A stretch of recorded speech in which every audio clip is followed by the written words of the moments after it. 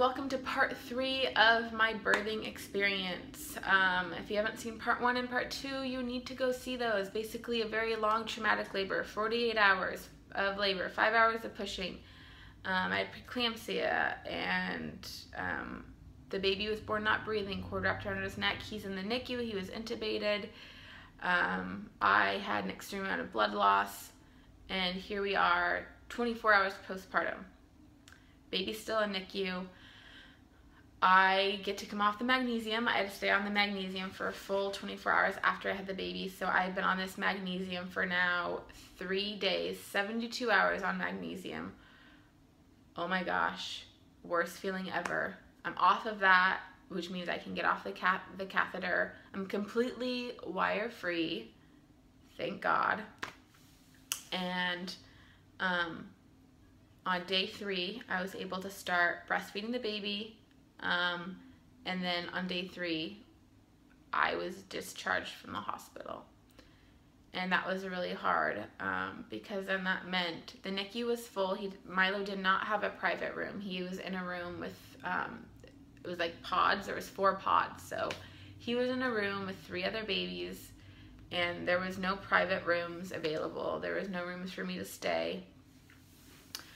So I was sent home, and my baby was in the NICU, and that was so incredibly hard. I'm trying to pump. I'm getting literally drops of milk. I'm pumping for 30 minutes and literally getting a drop of milk. At this point, he really wasn't eating too much. They were giving him like 15 milliliters every 3 hours. But I was barely able to keep up with that. So I'm trying to pump. I'm also trying to breastfeed him. He's not latching. He won't take a bottle. He's losing weight. Everything else was going good. His platelet count was low, but everything else was good. So they said the biggest thing at this point is we can't discharge him from the NICU until he's able to eat, whether that's breastfeeding or with a bottle of breast milk. So here I am discharged. I spent a couple hours at home that night. I went back and forth from the hospital basically for a day. I'd be home for a couple hours. I'd go back to the hospital for a couple hours. I was trying to sleep and pump and nurse and see my baby, and it was just absolutely heartbreaking being away from him. Leaving the hospital without your baby, I mean, thankfully he was alive in the hospital, but still, I got into the elevator to leave, and there was a mom there with her brand new baby leaving, and I just completely lost it as I look at her and her healthy baby and me with my postpartum tummy and no baby and leaving the hospital, and that was really hard.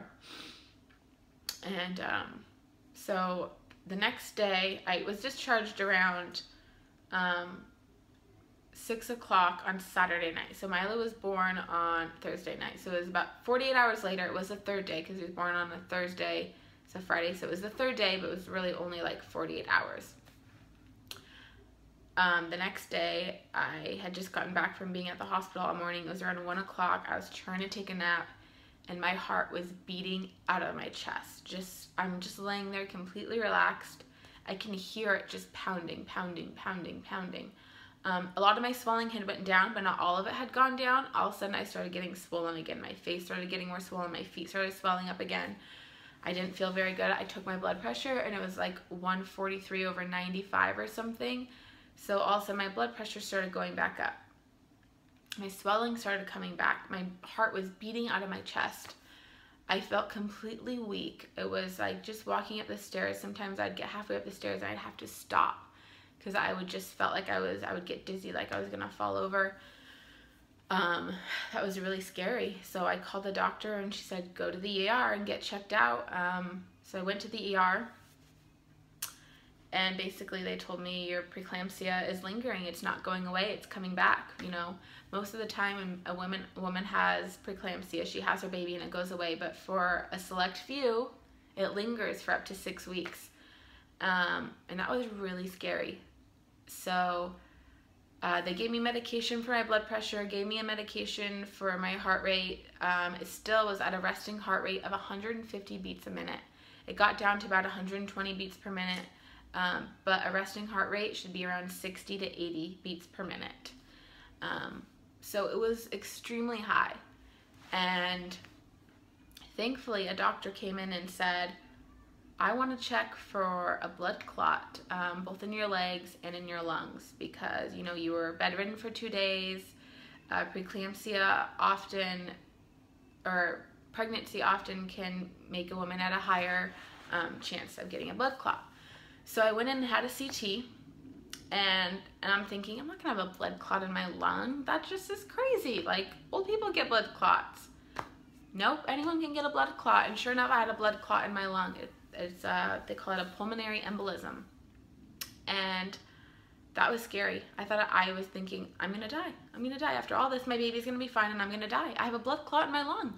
And then, you know, they told me the scary rates of, you know, people dying, and if it went unnoticed. And so then I had to start Lovenox injections. I had to give myself injections in the stomach.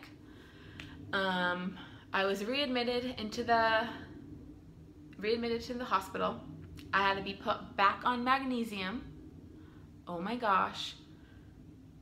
Back on magnesium. Are you kidding me? This drug from hell, the worst drug in the entire world. I begged them, please don't put me on the magnesium. I felt terrible on it. It's terrible. It's so terrible. Don't put me back on it. And they said, we have to. Your blood pressure is skyrocketing. We have to put you on this. Meanwhile, I'm completely weak. They do another blood draw to check my blood counts. They had continued to decline, so I actually had to have a blood transfusion. I can hear my husband and my baby. I've been doing this for about 45 minutes now, and he has the baby, and he's so tired, and I can hear him crying.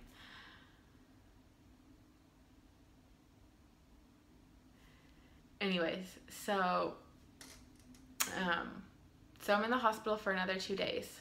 After being in the hospital for a day, Milo was discharged from the NICU. He was able to stay with me in my room for the last night. He started breastfeeding. Basically what happened was I was in the ER for 9 hours.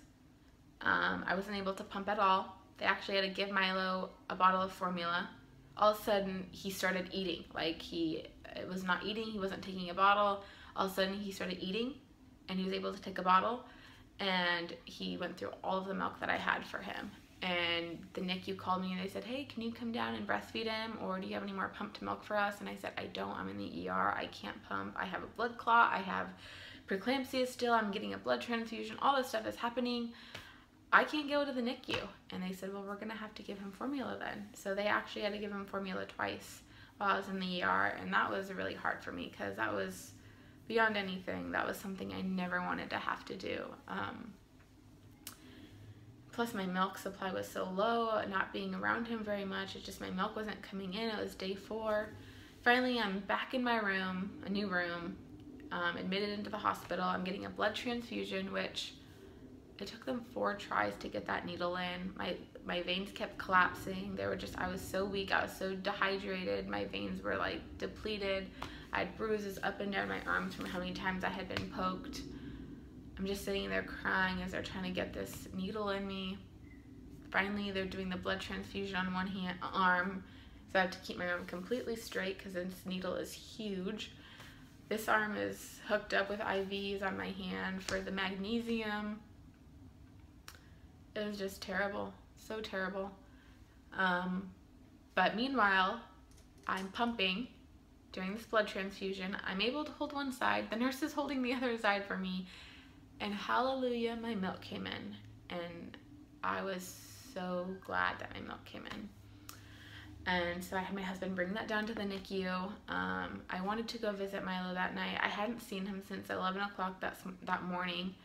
And, but I just couldn't. I was hooked up to so many things. I was so exhausted. It was now like 1 in the morning. So I waited till morning. I went down there around 7 a.m. And all of a sudden they were like, he's doing so good, he's eating good. And he nursed for the first time. I put him on me and he latched and he ate for like a minute. And they said, we're gonna discharge him. He can go to your room. And sure thing, just a couple hours later, they brought him down to my room. And I was actually alone at that moment. My husband was out getting food.